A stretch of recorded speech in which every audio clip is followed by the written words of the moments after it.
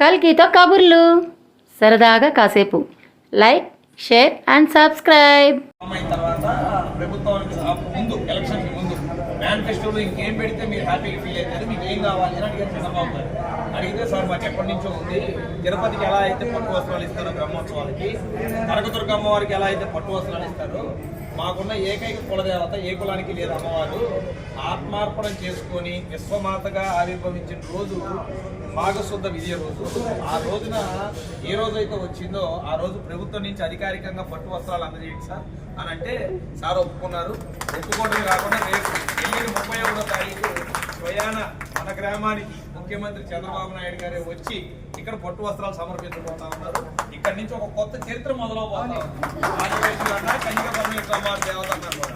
So అందరూ కూడా ఇది గుర్తుపెట్టుకొని ముందుకు తీసుకెళ్తే అందరం బాగుంటారు. చాలా సంతోషం. కోరికలు అడిగే వాళ్ళు చాలా మంది ఉంటారు, కానీ ఒప్పుకోవాలి.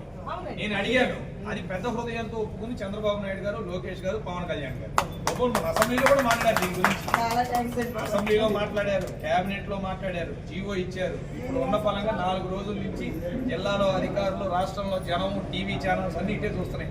అసలు ఏంటి కన్యకా పరమేశ్వరి దేవి, అసలు వాసవి మాత ఆవిర్భావం అంటే ఏంటి అని తెలుసుకుంటున్నారు. అందుకే మనం కూడా ఏం చేస్తున్నామంటే అండి, ఆ రోజు నుంచి అసలు అమ్మవారి చరిత్రను రకరకాలుగా మనం చెప్తా ఉన్నారు.